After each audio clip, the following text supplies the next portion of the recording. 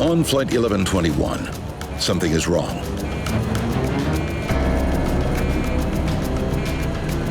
The Twin Otter is losing altitude fast. Oh my God. It falls into a steep dive. Less than 2 minutes after takeoff, Flight 1121 crashes into the Pacific.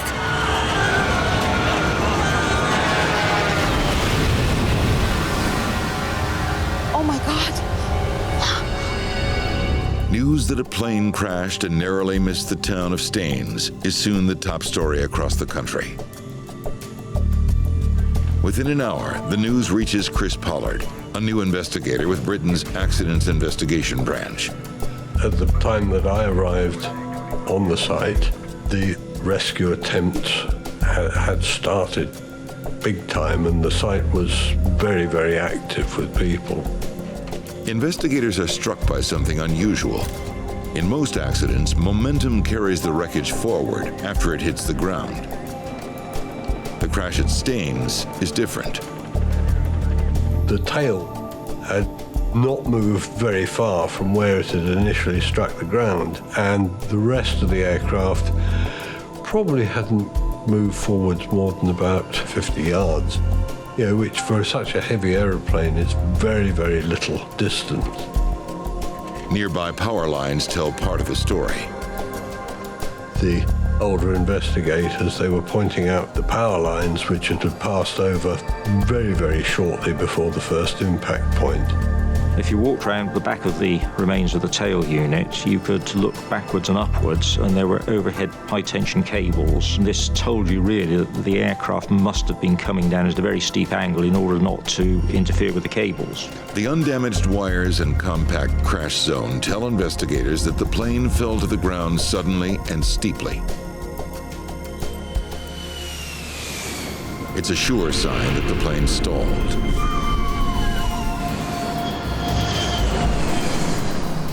All the sort of basic impact signs were that the aircraft was stalled. The first question is why?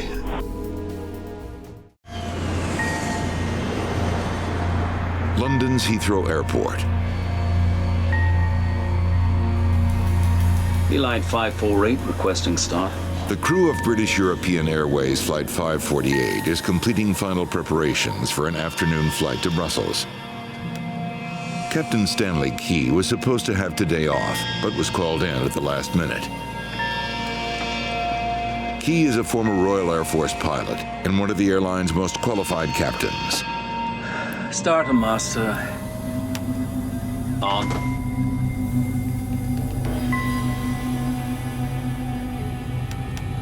It takes 3 pilots to fly the plane.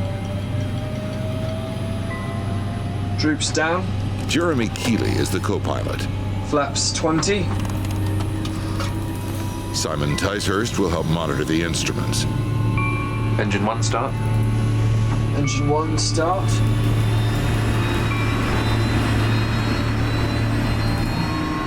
Beeline 548, clear for takeoff. 548. The captain calls for takeoff power. Maximum thrust.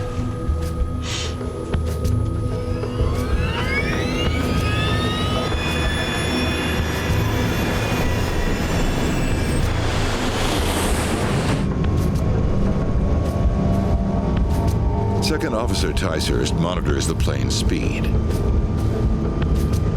100 knots. They can't lift off until they reach rotation speed, 139 knots. Stopwatch on.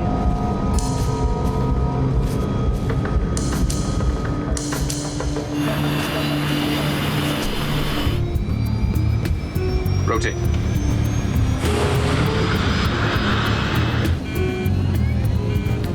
Undercarriage up.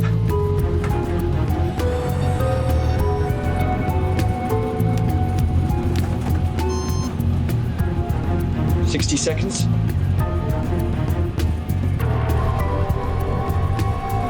As the plane climbs, passengers are rocked by turbulence. Beeline 548 climbing as cleared. 548 airborne at 09. Good day. Roger. Keely prepares to throttle back the engines. If he does it too soon, the plane won't have enough power to climb. 75 seconds. He'll have just 5 seconds to get it right. 85 seconds. 90 seconds. Keely reduces power just in time.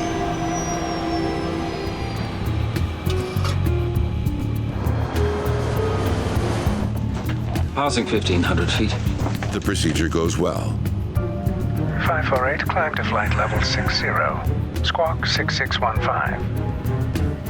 The tower clears them to a higher altitude.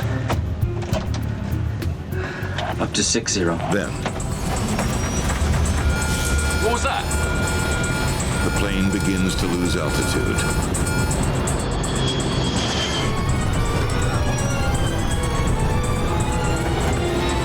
Look at the speed! Look at the speed!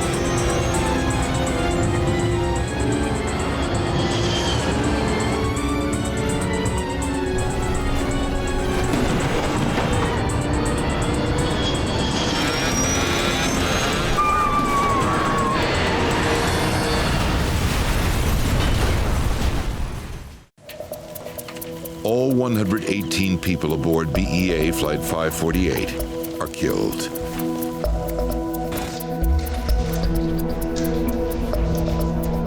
At AIB headquarters, engineers piece together the wreckage of Flight 548. By testing the reassembled systems, investigators should be able to tell if there is a broken part or faulty mechanism that could have caused the stall. They soon notice a problem. That can't be right. A lever is set to an unexpected position. It's used to operate crucial lift devices on the wing known as droops. Droops are aerodynamic surfaces that can be extended from the front of the wing. They increase lift during takeoff to help the plane climb. Droops should only be retracted once the plane has enough speed to maintain lift without them. If one of the pilots pulled in the droops too early, it would have instantly put the plane into a dangerous stall. There's no way to tell just by looking at the droop lever whether the crew moved it before the crash or if it was jostled out of place by the crash itself. It might even have been moved during recovery operations. Hang on, will you?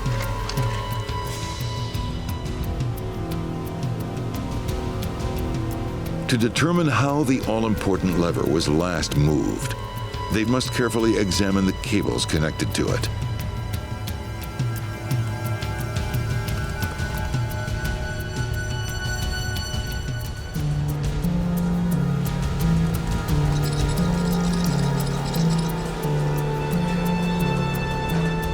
Retracted.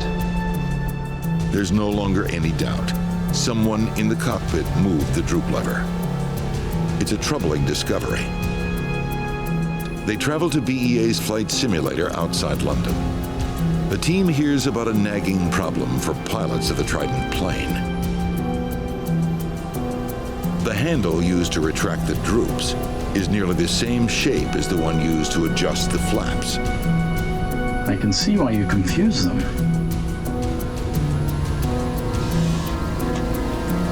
Beeline 548, climbing as cleared. It's the co-pilot who's supposed to raise the flaps after takeoff.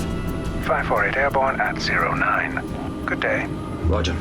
But the third pilot sometimes helps out. 85 seconds. If the flaps were already up, it would be all too easy to pull in the droops instead.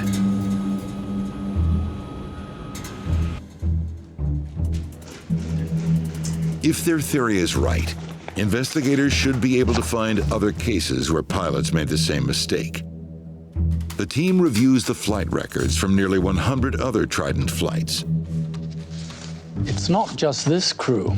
They find 2 near accidents where pilots pulled in the droops by mistake. It now seems the crash of BEA Flight 548 was the result of a confusion over control levers. Authorities implement a number of changes designed to prevent similar accidents from happening again. Handles on the Trident and other planes are redesigned to eliminate the possibility of confusion. And cockpit voice recorders are now standard equipment in almost all commercial passenger planes. Los Angeles International Airport. Hughes Air West Flight 706 prepares for takeoff. There are 44 passengers on board.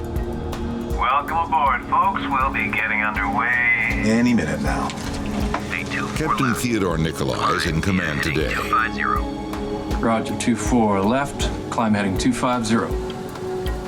First Officer Price Bruner is also highly experienced. Runway's clear. Throttles are all yours. At 6:02 p.m., the Hughes Air West flight lifts off from LA. 372 miles from Los Angeles at an airbase in Nevada, Marine pilot James Richard Phillips and radar intercept officer Christopher Schiess is one of a group of fighters that's been practicing air intercepts over the western United States. The F-4's high-altitude oxygen system was leaking. So there's no way to fix it at this base. And the mechanics in Nevada couldn't fix it. Sir, it's Lieutenant Schiess. Yes, sir. Will do. Yeah, they still want us to head back to El Toro. To avoid using the broken oxygen system, just keep it nice and low. They've been ordered to fly at low altitude. At 5:15 p.m., the F-4 takes off. Pilot Rick Phillips cruises lower than he ordinarily would. If it weren't for the oxygen problem, he could fly much higher and clear of commercial traffic leaving Los Angeles.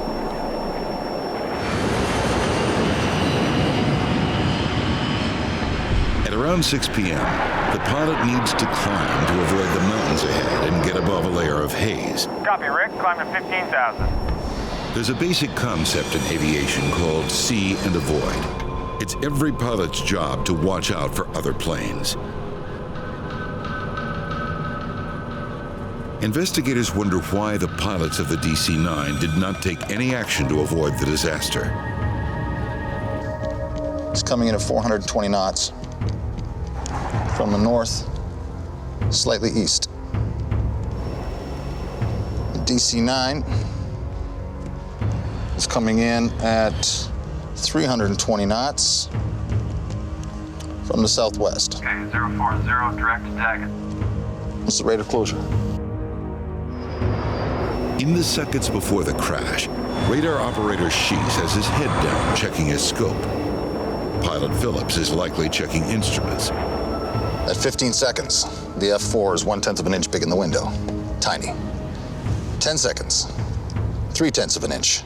Still tiny, but maybe now we can see it. 5 seconds, the entire window's filled. Just another hazy day. Watch it! None of the pilots that day had enough time to see the other plane in their path.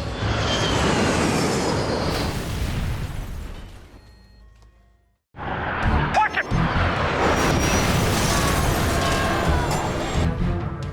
Hughes Air West 706, reset your transponder. Radar contact lost. Radio check, how do you hear me?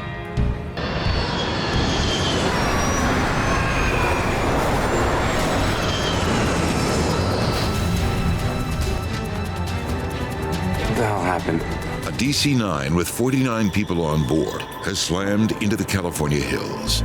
Controllers should have been able to spot the F-4 and warn Hughes Air West Flight 706 that it was on a collision course. Investigators hope recordings of air traffic radar will tell them more about what the F-4 pilots were doing. But the controllers on duty that day say the fighter didn't appear on their radar at all. I would have warned Hughes if I'd seen the jet. And they have the tapes to prove it. There appears to be no way to explain why the radar system in Palmdale didn't detect the F-4. Then, investigators discover some key details about the equipment installed there. The system may not have been reliable enough to accurately track a fast-moving fighter jet. investigators conduct a radar test. They fly an F-4 along the route to see whether it can be picked up by radar in Palmdale. Oh, was that something there?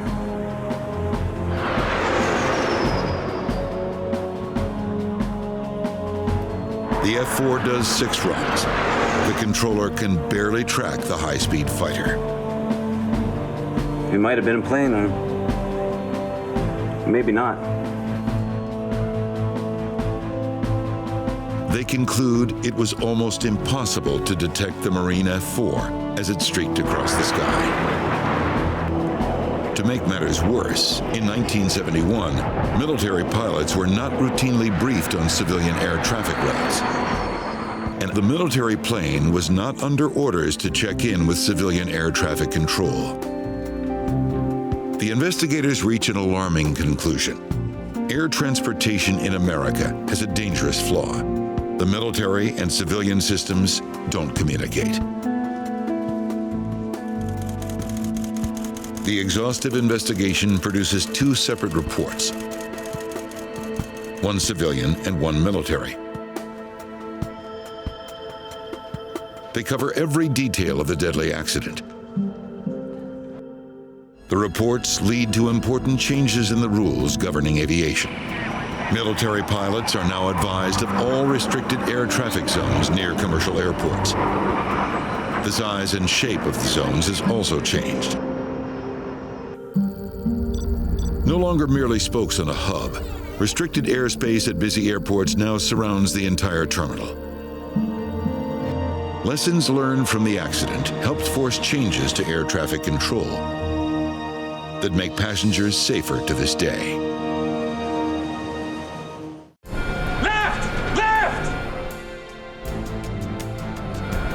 The captain's constant attempt to level the plane he believed to be turning sharply left actually put the aircraft into a deadly spiraling dive to the right. But there's a troubling question. Even if the captain was confused by his instrument, why didn't the first officer notice the problem and take steps to save the plane? Investigators wonder what could have prevented First Officer Colasar from noticing his captain's mistake. Climbing level 110, crosshair 4908. It was the first officer's job to monitor the instruments. APR off. It's coming. But he had an extra challenge during Flight 498. Turning left to Zurich East. Crosshair 4908.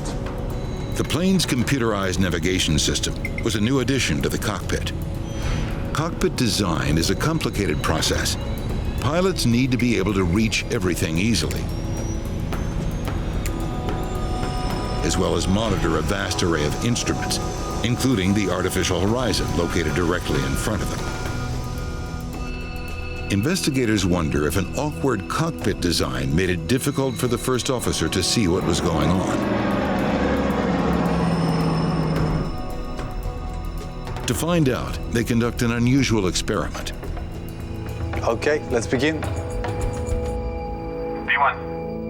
They reconstruct the flight to see exactly where the first officer was looking when things started to go wrong. Gear up. Looking at the gear handle. Gear is up. APR off. Crosshair 498. Climb to flight level 110. Climbing level 110, crosshair 4908. Coming. His duties kept his gaze away from the artificial horizon. Now he's looking here. Now I can look up. By the time the first officer could see what was happening, the plane was already in a steep right bank. Turning left to Zurich East. We should left. Crosshair 498, confirm you are turning left. Please, stand by. No! The first officer's stress shows he knew there was a serious problem. Left! The captain thought his plane was turning left. He didn't understand what his first officer was trying to tell him. Left!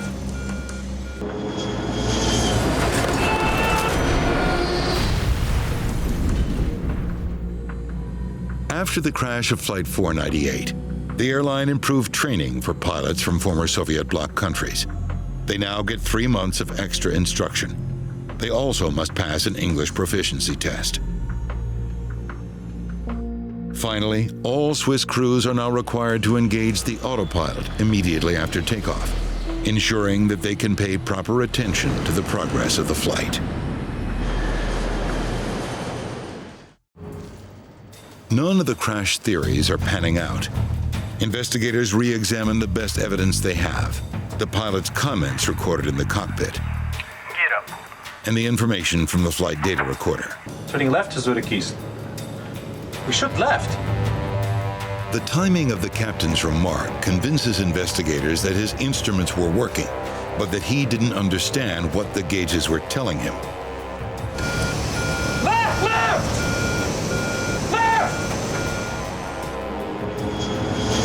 The troubling question: how could a qualified pilot become so confused that he didn't know the difference between left and right? The search for an answer takes investigators to Russia, where Captain Gruzin learned to fly. Thank you for seeing us. They meet with Russian aviation experts. Both pilots were highly qualified. There seems to be no reason to suspect pilot error, until the Russian investigators suggest a stunning theory. They tell investigators about a troubling cluster of accidents caused by Russian-trained pilots becoming confused by a crucial flight instrument. Pilots in the Soviet Union were trained to fly using an artificial horizon that looks very different from the one used in Western planes. Turning left to Zurich East, crosshair 4908. In the West, the airplane symbol in the middle remains stable as the background moves. Soviet horizons work in the opposite way. The airplane symbol shows the motion, and the horizon is fixed in place. A left turn on a Soviet display looks very similar to a right turn on a Western display. In his confusion, he became convinced he was in a steep left turn. He was turning right to try to correct that problem.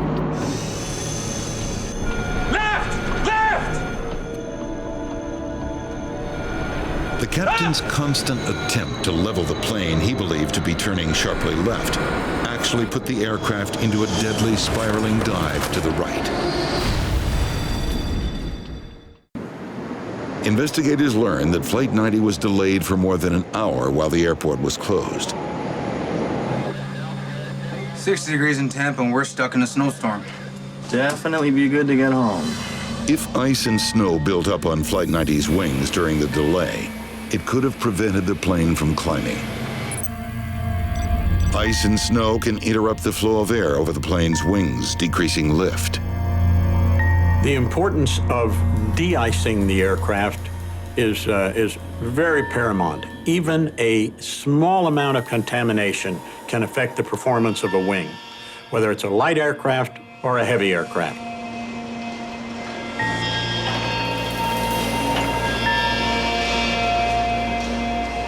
They examined de-icing records from the day of the crash.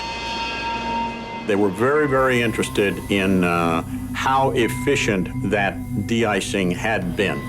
Air Florida's procedures called for a powerful de-icing solution, one designed for very cold days. Basically what happens is that the de-icing fluid dissolves the snow and ice sort of into a mixture. So when it's first put on at sort of full strength, it's doing quite a good job. Records reveal that the de-icing fluid sprayed on Flight 90 was not full strength. They homed in on the issue of the equipment itself, the mixture that was used, the procedures that were followed. De-icing fluid has to be adjusted according to the outside temperature. It's just de-icing fluid.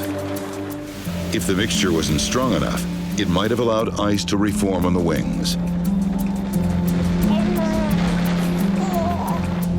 You want to pass me that weather data, please? Investigators study temperatures recorded at the airport during the long shutdown.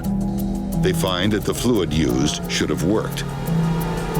They figured they'd go right behind Apple. Though it wasn't full strength, the mixture was strong enough for the temperatures recorded on the day of the crash. It's sloppy work, but Shouldn't have caused the crash. Other aircraft did depart, which means that things were successful in other jetways. What was wrong with this particular aircraft that caused the crash?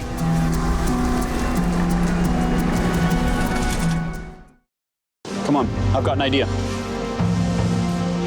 With little data from the FDR, NTSB investigator John McAdill comes up with an unusual way to analyze the power coming from Flight 90's engines by analyzing the sound they made. Jet engines contain turbines that make different sounds depending on how quickly they're spinning. When the engine needs more power, the turbine spins faster and the frequency of the sound changes. You ready to go? Yeah. The sound of Flight 90's engines should tell McAdill how much power they were generating, and thanks to the unique design of the 737, with its engines mounted close to the cockpit, he already has a recording of the sound he needs.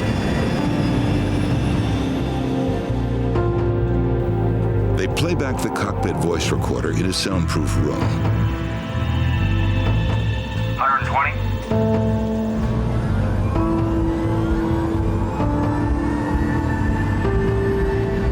V1.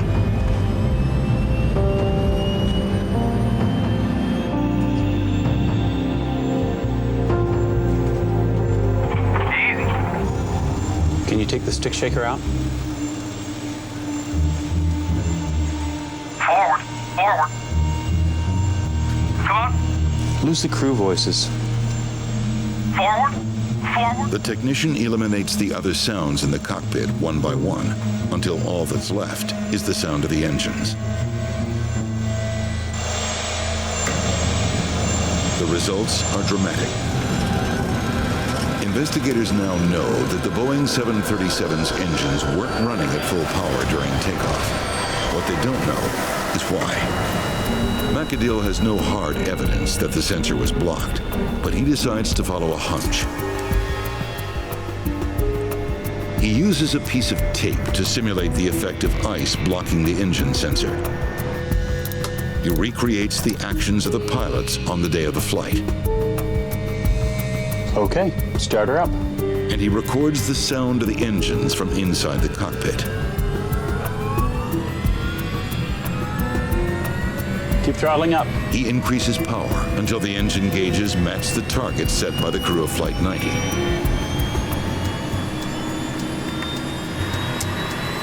Got it. Blocking the sensors on the test flight should create the same reduction in engine performance as on Flight 90. Both engines should sound identical. Okay, let's see what we've got.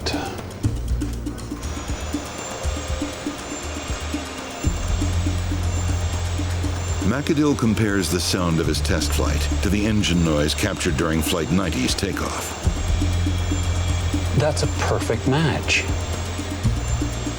Investigators believe the ice on the wings degraded the plane's performance. When combined with low engine power, though, it was enough to rob the pilots of the lift they needed to climb. The Air Florida disaster was a wake-up call for better flight safety in winter conditions. In the aftermath of this accident, northern airports around the world improved de-icing facilities so that pilots can de-ice near the runway just before takeoff. Powerful technology now clears runways faster, helping airports avoid long delays after a heavy snowfall. Since the Air Florida disaster, pilots and regulators better understand the risk of winter flight. November 12, 2001. It's the Veterans Day holiday in the United States, a day off for many. But at New York's John F. Kennedy Airport, it's another busy day. Flight 587 lifts off at 9:14 a.m.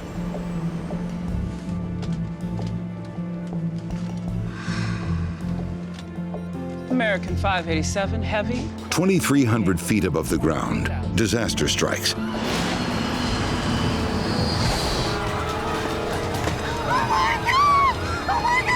The plane is losing altitude and falling out of the sky. Holy crap! and the plane is heading straight for the houses of Queens, New York. The sound at first was just a normal airplane flying above. I was still in bed, kind of half sleeping, half awake. As it started to get louder, that's when you felt little vibrations. We're stuck in it! Howard, look to the south. There's an aircraft crashing. Airplane going down. Get out of it! Get out of it! Get out of it!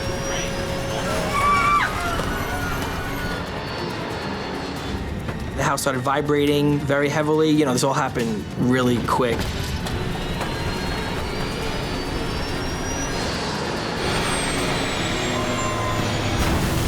The fuel ignites a massive fireball, engulfing several homes.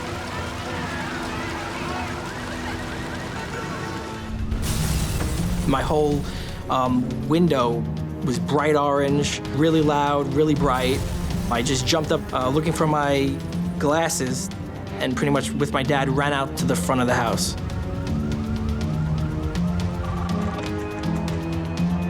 Are you missing any flights? American Airlines Flight 587. We ran out the front door. All I could see, because I didn't have my glasses, I couldn't find my glasses. The whole street was covered in flames. My whole side of my house was covered in flames, and there was just black smoke billowing up, like really high. What the hell happened? I remember looking back into my house, and the whole kitchen area was just black. It was all thick black smoke already. Fire rips through the quiet neighborhood, and a city still in shock from the events of 9/11 is plunged back into fear and chaos. Was this terrorism, or was it an accident? Flight 587 crashed in Queens. Look at these rudder inputs. Investigators turn to the best clue they have, the unusual rudder movements. 11 degrees left. 11 degrees right. Could he have ripped the tail off his own plane?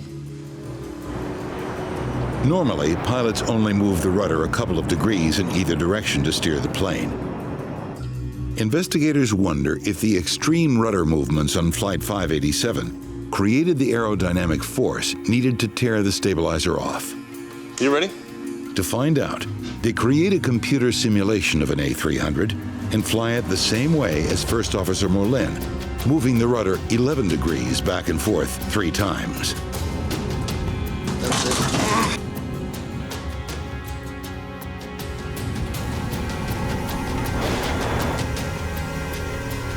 There. That would have done it. The discovery finally explains what happened to American Airlines Flight 587, but it doesn't explain why. It's clear the pilot should have had no trouble handling the amount of wake turbulence they experienced on takeoff, but that's not what happened on Flight 587. They don't understand why an experienced pilot would move his rudder so violently to fly out of the wake.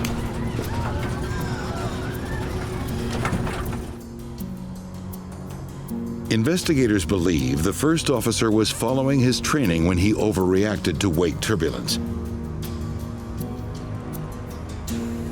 They learned that some trainees were presented with an impossible scenario. For this drill, there's a Boeing 747 just ahead of you. When you encounter his wake, the upset will begin. They were told that wake turbulence would induce the sudden roll. The wake turbulence rarely tilts you more than 10 degrees in any direction, and it's easily recoverable. Unfortunately, the exercise was exaggerated. The airplane banked one direction a little bit and then went very strongly to 90 degrees, which is a tremendous bank in the opposite direction. The only way to recover is with sustained rudder inputs. Little wake turbulence, huh? Yeah. First Officer Molin was trained to believe that severe wake turbulence could cause a catastrophic upset. The first officer began responding with wheel back and forth and accompanied by rudder, a back and forth rudder.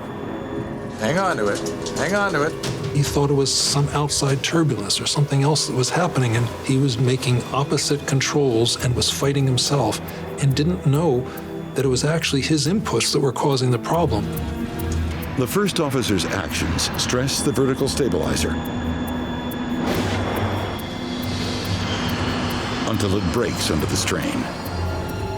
After the accident, American Airlines changes its training procedures dealing with wake turbulence. Once it became clear that some negative training was going on, American Airlines, to their credit, revamped the program to prevent this type of activity. The training simulator has been modified to be more realistic. Inputs have an immediate effect. Pilots are now taught not to use the rudder at high speed. A new warning light is also installed in the cockpit to help prevent pilots from deflecting the rudder too far during flight. NOAA 42 was to descend just 1,500 feet above the water before entering the storm, Hurricane Hugo. 30 minutes behind NOAA 42, an Air Force Reserve C-130 was also heading for the storm at a much higher altitude, 10,000 feet. NOAA 42 was the first plane into the storm. The G-forces are some of the most powerful ever recorded in any hurricane, and far beyond what the plane was designed to withstand. A broken sensor couldn't properly regulate the amount of fuel flowing to the engine.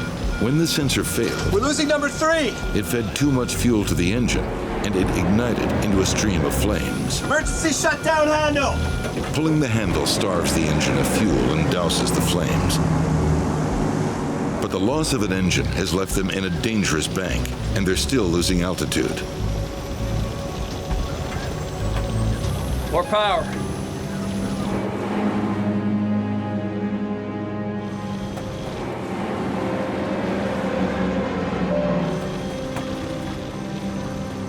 Oh, thank God. Never been happier to see the inside of a hurricane. The crippled plane has made a narrow escape, emerging into the relative safety of the hurricane's eye.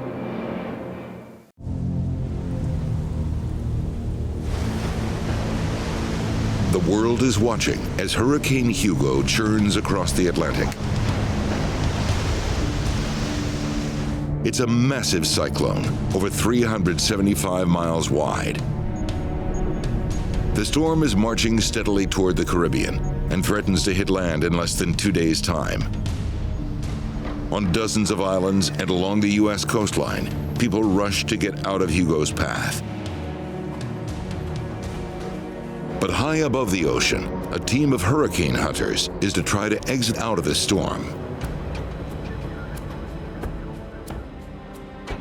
The only way out of the storm is back through it. But with only 3 engines running, re-entering the eye wall at this low altitude would be suicidal.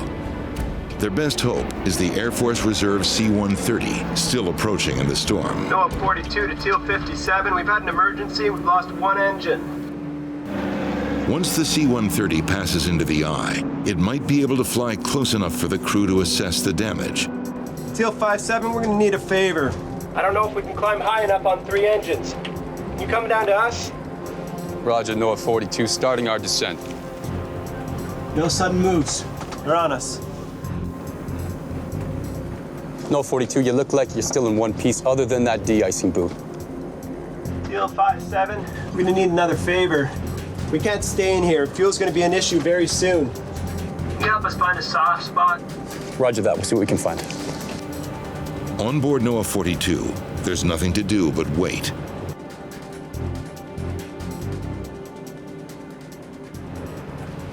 Any word yet, guys? NOAA 42, I think I have something for you. The Air Force plane has found a possible exit point. Try the northeast quadrant. Roger. Northeast quadrant. We'll see you back at base. Let's hope they're right. NOAA 42 is going to try to punch through the storm at 6,000 feet. They hope the winds at this altitude will be less destructive. Set condition 1.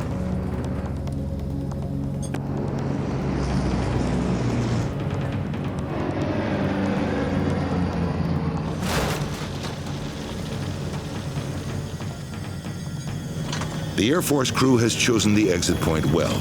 There is far less turbulence at this altitude. That's more like it. After a tense 20-minute journey back through the storm that nearly killed them, the crew finally escapes Hugo's powerful grasp.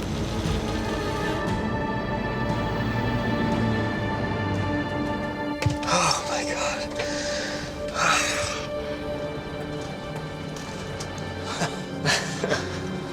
What a day. Yeah, a little too close for comfort, if you ask me.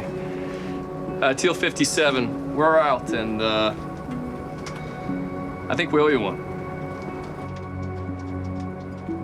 All part of the service. We'll see you guys back on dry land. After their harrowing ordeal, everyone on board gets safely back to Barbados.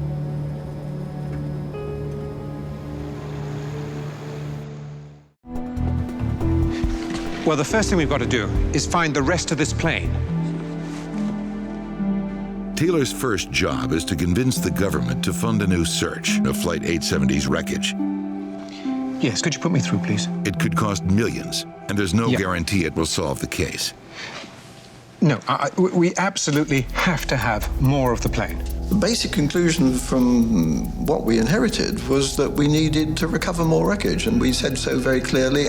There's no way to make any conclusions without more of the wreckage. Yeah. Okay, thanks very much. Thank you, bye. If anyone can find the wreckage, it would be Taylor.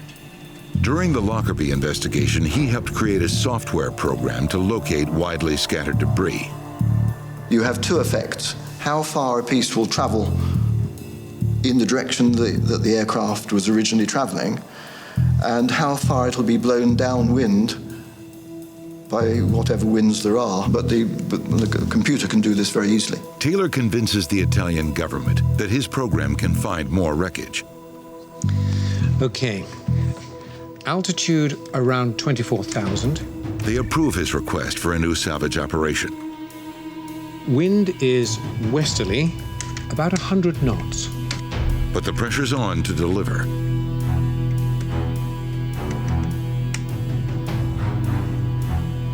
Now, that's where we should be looking. Wind data was available, so we could feed that into our computer, and it told us more or less where the rest of the wreckage would be. The strategy works. The effort soon recovers another 40% of the plane. Eventually we found it. It was there, more or less within a few meters virtually of where we'd predicted.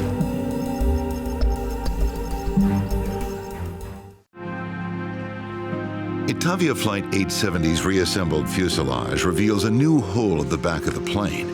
It appears to have been caused by a bomb. Yes, well, we know what that is. Investigators study more wreckage from that part of the plane. What have we got here?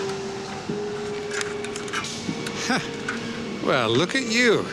The steel wash basin has been bent upwards by an explosion. Just what investigators would expect to see if a bomb exploded in the rear lavatory. The more we discovered, the more they all pointed back to an explosion in the rear toilet area. Taylor and his team finally have enough evidence to say what brought down Itavia Flight 870.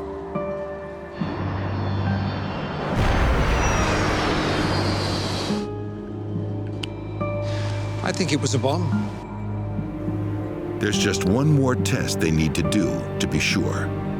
Okay, let's blow it up and see what happens. Investigators place explosives inside a DC lavatory to test their theory that a bomb brought down Flight 870. 3, 2, 1.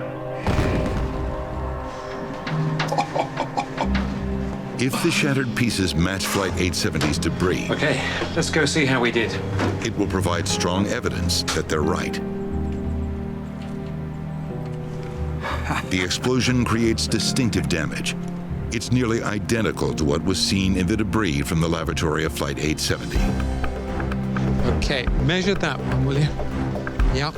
We were absolutely sure, yes, no doubt. The evidence can't reveal who planted the bomb, but investigators now have a good idea where it was placed. Based on the physical evidence, the aircraft's last radar return, and the location of debris, investigators now have a clear picture of Flight 870's final moments. Itavia 870. Call back for descent. Thank you for everything. We'll call you for descent 870. What? There's an explosion close to the pylon of the right-hand engine, which caused the right-hand engine to come off. In less than 10 seconds, the plane breaks apart and plunges into the sea. Monsieur David, I have the angle of attack sensor data. Impeccable. Investigators hope the flight data recorder from XL Airways Flight 888 will finally explain what went wrong in the skies over Perpignan, France. Information from a key set of sensors stands out. That's odd. Partway through the flight, 2 critical sensors failed at exactly the same time. We know they were descending here, but the sensors still show a climb.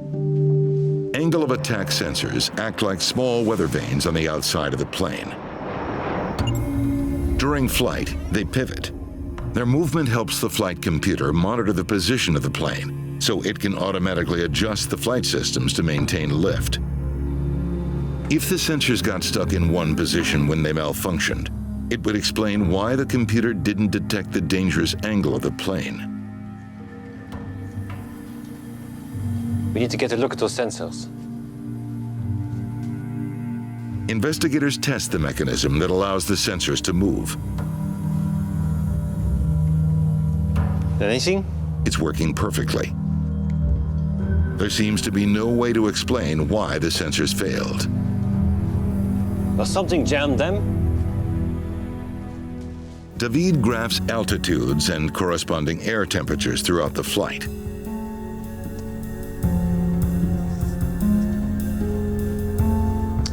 Minus 50 at 32,000 feet. At high altitudes, the air outside the plane is extremely cold. This gives him an idea. Can the sensors freeze? If there was ice in the sensor mechanism, it might have frozen them in place. Investigators wonder if rainwater from a severe storm flooded the sensors and then froze. It's a dead end. The weather was nice that day. The plane didn't encounter any bad weather. If water got inside the sensors, it happened on the ground, not in the air. Investigators visit the hangar where the plane spent 3 weeks being serviced. They learn the work included painting the plane, replacing XL Airways colors with those of the Air New Zealand fleet. They noticed something else in the maintenance records. The plane needed extra cleaning after the paint job was done. Tell me exactly how you cleaned this plane.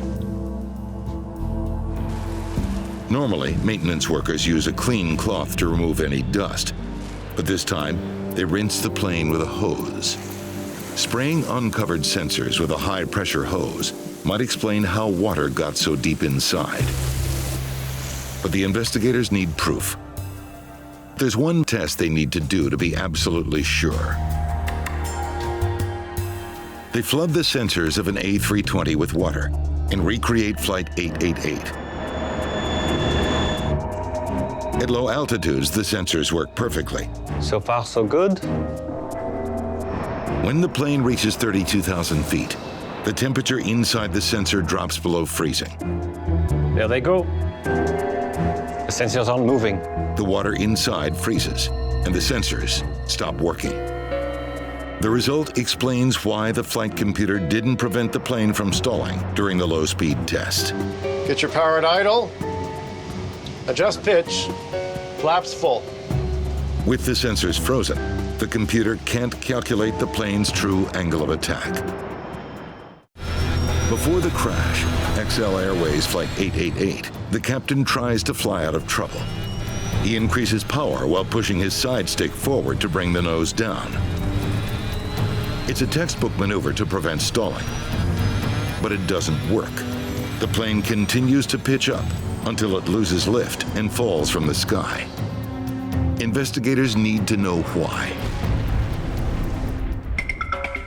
The flight plan calls for flying the plane through a series of 35 in-flight tests that make up what's known as an acceptance flight. Okay, get your power at idle. A computer simulation helps investigators analyze Flight 888's final flight check. Okay, here we go. Captain Keppel deliberately slows his plane down for the test, but the computer lets the speed drop too far, below the minimum needed to keep the plane in flight. Investigators notice a warning on the cockpit flight display moments before the crash. There. What is that? They learn that the warning is supposed to alert the pilots the flight computer is no longer helping to fly the plane. It is switched to full manual mode. The warning comes on when the plane's computer gets conflicting information. The frozen sensors are telling the computer the plane is flying level, while other onboard sensors are relaying its extreme nose-up attitude. One must be wrong. The plane gave the pilot control right here. It seems the crew of Flight 888 either didn't see or didn't understand the warning being sent by the computer. Stick forward. The pilot uses his side stick to try to lower the nose. Stick forward. In manual mode, that's just not enough. The crew also needs to adjust the trim wheel for a more dramatic change of pitch, but they never do. Investigators need to know why such an experienced crew failed to act quickly when their plane was in danger. They suspect one reason may be the unusual nature of this flight, an acceptance flight designed to test the plane's limits. Okay, that's good. During the turn, let's roll to 33, then to 45. Okay. Every time they test the plane, Hands off now. the automation fixes the problem. Yep. Yes. Voila. It's all good. Even when they hear alarms, they don't worry. We need to overspeed. You just want to hear the overspeed warning? They're expecting the plane to correct the problem. There it is. You can cancel the warning if you like.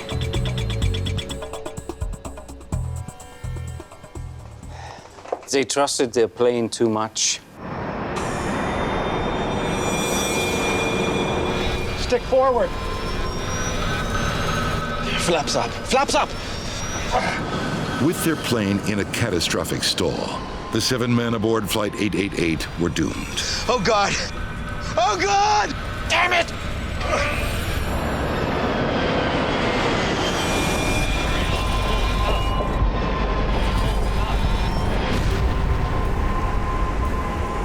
The official accident report highlights several contributing factors, including the decision to perform flight checks at low altitude. Yeah, we need to go slow with recovery.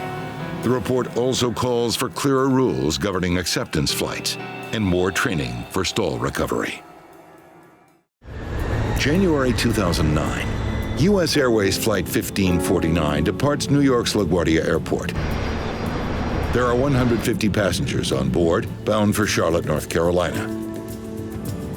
The aircraft took off uneventfully, and very shortly after takeoff, they lost all engines as a result of birds. I caught something out of the corner of my eye, and slightly to our right, but still ahead of us, was a line of birds. And they were very, very close, too close for us to maneuver around. Whoa! After quickly assessing the situation, Captain Sully Sullenberger and First Officer Jeffrey Skiles realized that without engine power, they're not going to make it to any nearby airport. We're going to be in the Hudson.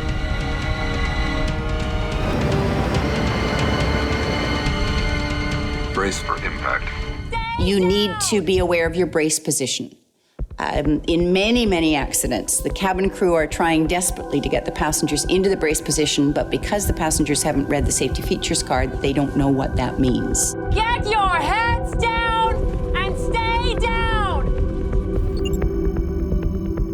Proper brace position is knees together, feet flat on the floor, body bent as far forward as possible, with arms wrapped under the legs or braced against the seat in front of you.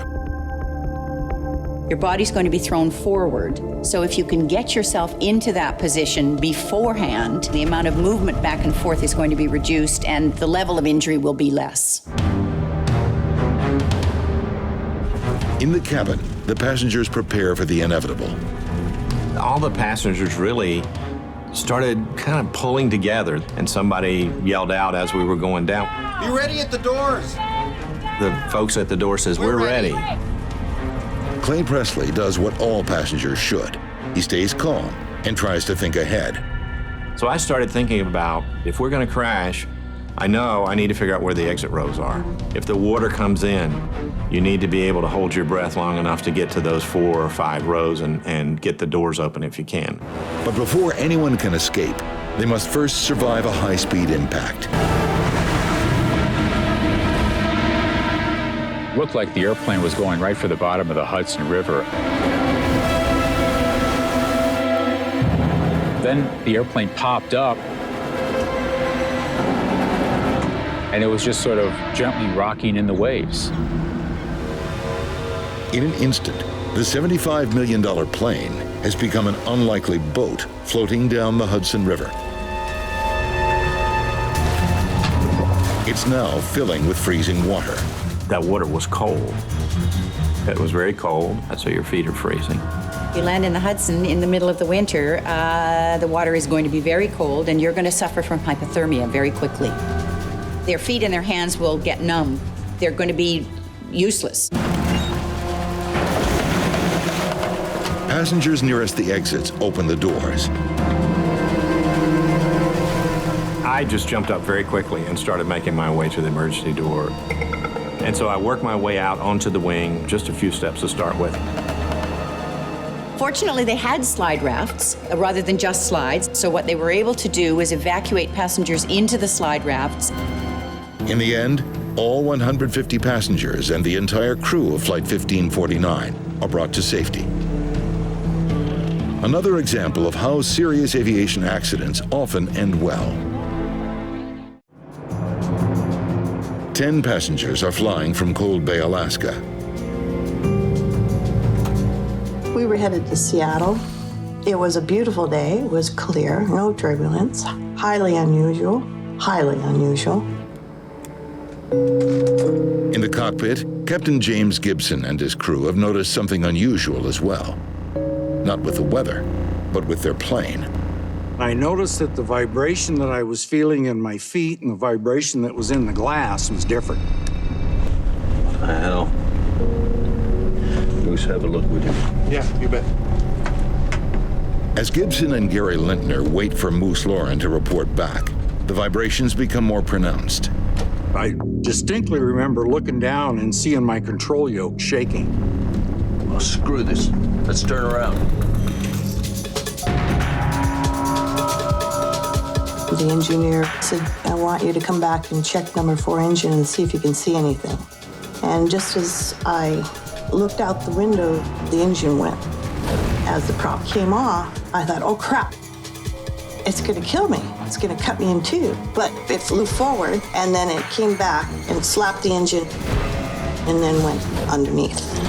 The prop tears a hole in the bottom of the plane. I gotta go! I grabbed a hold of the cargo net and looked down at my foot. I'm looking straight down at my foot over a hole, straight down to the ocean. The gash in the fuselage has caused an explosive decompression. And then, of course, the cockpit gets all foggy, and there's almost no sound. Your eardrums are popped. It's a little disconcerting because the fog and it's quiet. You think, geez, am I dead or not? Depending on what altitude you're at and depending on how explosive the decompression is, you may have, slightly longer than at other times, but you will eventually die from lack of oxygen. Junior flight attendant Victoria Fredenhagen springs into action. After the explosions, I wasn't sure what had happened, but I got up and got the oxygen walk-around bottle, put that on. Jim and I got our mask on, and within seconds, Moose came through the cockpit door and said, "Holy crap, we just lost number 4 propeller."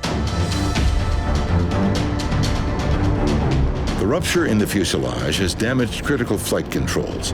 The crew needs to descend to a lower altitude where there's more oxygen. But the yoke is slow to respond. Jim saw that the autopilot disconnect lights were on, and he reached over and turned the autopilot back on again. The autopilot can do what the pilots could not. Wings level. Steer the plane. Descending to 10,000. It's a struggle, but they finally get their Electra L-188 down to 10,000 feet. The passengers are no longer in danger of hypoxia. It's now safe to remove your masks. Well, there's, of course, adrenaline running at that point. It felt good. I think it was just surreal because we were okay. Re-Evolution 8 makes it to safety. The close call is a good example of the dual role that all cabin crews play. Michelle Santoren joined Air Moorea just 3 months ago. I'll take the passenger list and load sheet if it's ready. Ah, another full one. Just the way we like it. Santoren flies these short hops on his own, with no co-pilot or cabin crew to help out. Okay, time to fly. No time to waste in paradise. Tower, we're ready to taxi. Air Moorea, you are cleared for takeoff. Runway 12. Cleared for takeoff for Tahiti? Runway 12. The Twin Otter has little automation. Santoren flies this plane by hand. The majority of modern commercial planes are loaded with help for the pilots. Electronics, screens. But on this type of plane, you have the pleasure of handling the plane and fully controlling it.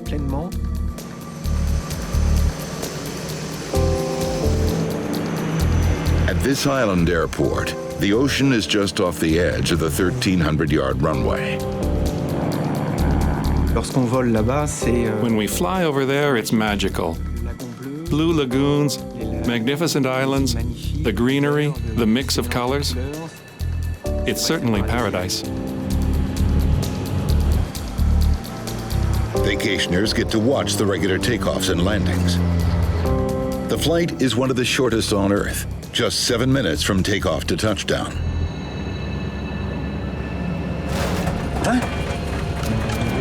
Damn it. But on Flight 1121, something is wrong.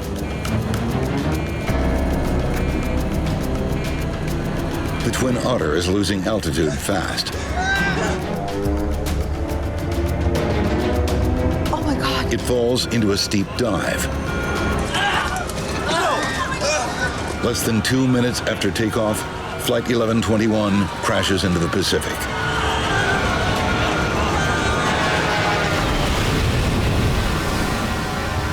Oh my God.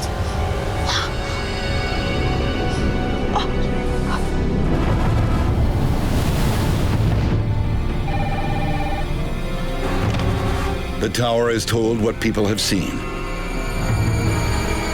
Is it floating or has it gone under? Local fishermen rush to help, but they find no survivors, only bodies. All 20 people on the flight are dead. On a fait ce qu'on a pu, mais en fait, il n'y avait pas de survivants, quoi. Il n'y avait personne. Personne de vivant. I will always remember. It was terrible because we were still hoping that despite what happened, people would come out alive, or at least a couple.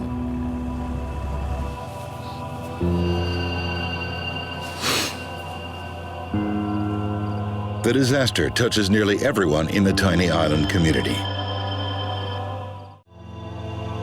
The Air Moorea fleet is grounded when pilots refuse to fly the Twin Otter until they know what caused the crash. A plane doesn't just crash for no reason.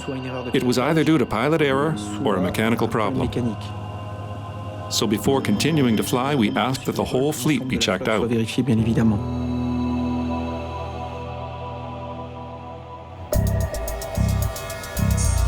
Bonjour. Because Moorea is a French territory, a team from France's Accident Investigation Bureau, the BEA, is sent from Paris. It's their job to figure out what went wrong. Tell me there's more. Alain Bouillard leads the investigation.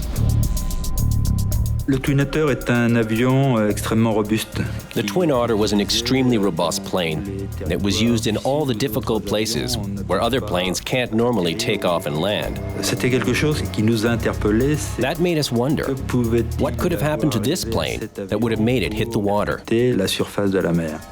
Investigators usually rely on clues from the wreckage. This tells us nothing. But most of this plane is at the bottom of the ocean. Bouillard will have little to go on unless he can get vital pieces back on dry land. We are going to need a lot more wreckage than this. There's another reason to find the plane. Unlike large airliners, Twin Otters are not required to carry cockpit voice recorders. But Air Moorea installed one anyway. It could hold the answers investigators are looking for. We were hoping to get, in addition to the voice in the cockpit voice recorder, any kind of alarms that would sound. But recovering the CVR from the deep waters off the coast of Moorea will be a huge challenge. Way too deep to send on divers. The sea depth of this area was around 700 meters, so obviously you cannot send any diver. You need to send a remote control operated submarine.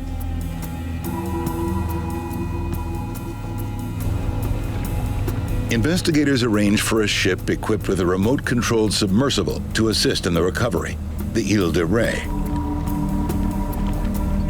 There's just one catch. It's more than 2,400 miles away off the island of New Caledonia. It could take weeks for the ship to get to Moorea. Flight 1121 CVR is equipped with a locator beacon, or pinger, but the battery that powers it will only last 30 days. We will try to send that recovery ship as soon as possible and within the 30 days of the battery life of the pinger. C'était quelque chose qui nous apparaissait. It looked like it was going to be a very difficult investigation if we couldn't recover the cockpit voice recorder. De conversation du cockpit.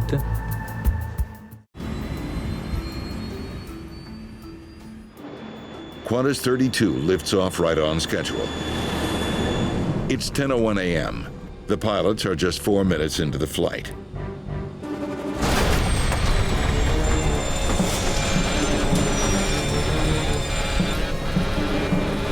We're losing an engine.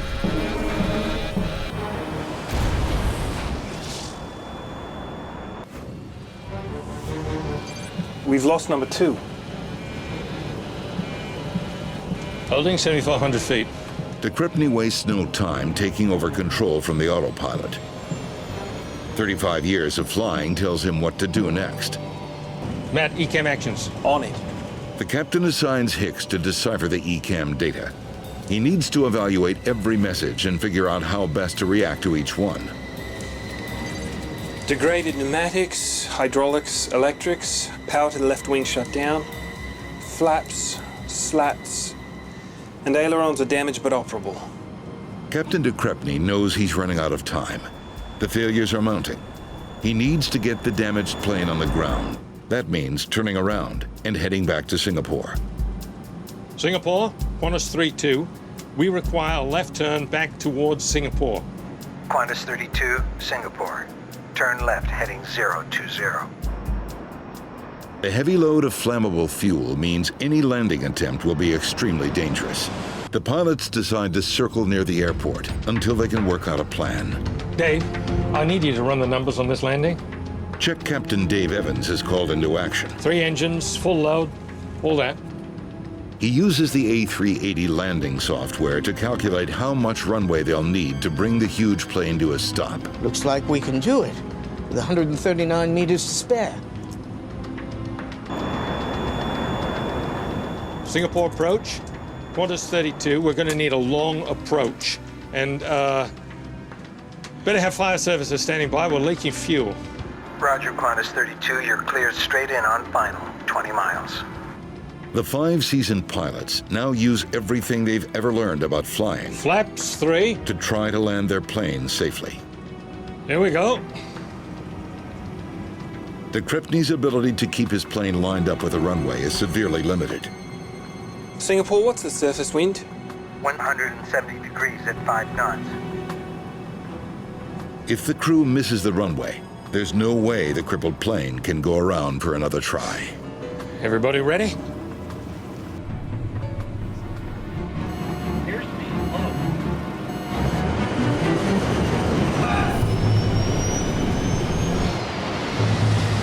The plane is gobbling up 250 feet of runway every second. If they don't slow down quickly, they risk overshooting the runway and hitting terrain that could rupture the plane's heavily laden fuel tanks. Brakes, full brakes, Rich. I am. My feet are flat to the floor. Keep it in, Rich. Hammer them. Finally, after a grueling 2-hour ordeal, Qantas 32 comes to a stop on the same runway it took off from, with less than 500 feet to spare.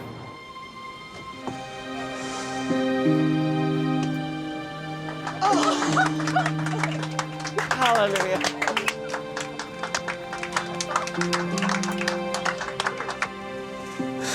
Beautiful. Oh. Welcome to Singapore, guys. The future of the entire Qantas fleet of A380s now depends on understanding what went wrong inside one single engine. There's really only a very select number of companies that produce the large engines, the large turbofan engines, and Rolls-Royce is up at the top. What a disaster. I've never seen anything like it. Simon Grummett is a materials engineer with the Australian Transport Safety Bureau. Everywhere you looked, there was shrapnel, debris, and holes in this thing. So it was quite significant, and that was the initial response. And from that point onwards, we knew that this was going to be a big investigation, particularly for the ATSB. The severity of the damage adds pressure to find answers. We knew that we had a turbine disc failure. The next stage was to find out why the turbine disc had actually failed. Investigators take the engine apart, searching for anything that could explain the catastrophic failure of the turbine disc.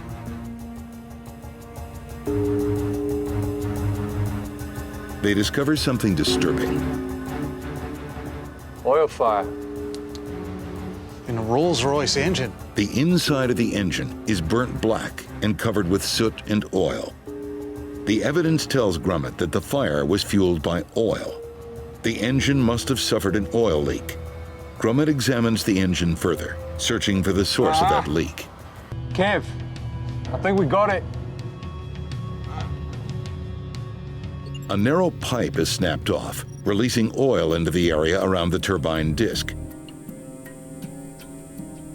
The broken part is called a stub pipe. This nearly brought down an A380. Jeez, man. Investigators send what's left of the stub pipe to its manufacturer, Rolls-Royce, where a disturbing discovery is made.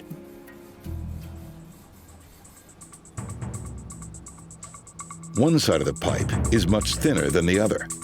That's what allowed it to break apart, spraying the engine with oil and causing a near catastrophic fire. It's no wonder it cracked. We're only talking, it was 0.35 millimeters in thickness. It's a couple of sheets of paper. Investigators study the manufacturer's report. They learn why one side of the stub pipe was so dangerously thin. It was due to a manufacturing error. The ATSB immediately takes steps to alert other airlines that their A380s are at risk. Just 29 days after the accident, they issue a report warning that a faulty stub pipe caused a fire that led to uncontained engine failure on Qantas 32. They advise airlines to inspect their fleets.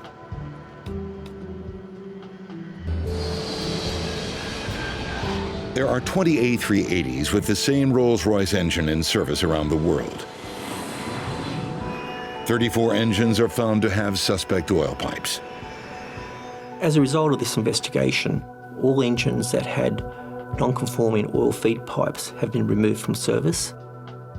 Rolls-Royce have made significant changes to their quality management system. They introduced a software program which basically removes fuel from the engine in a similar event.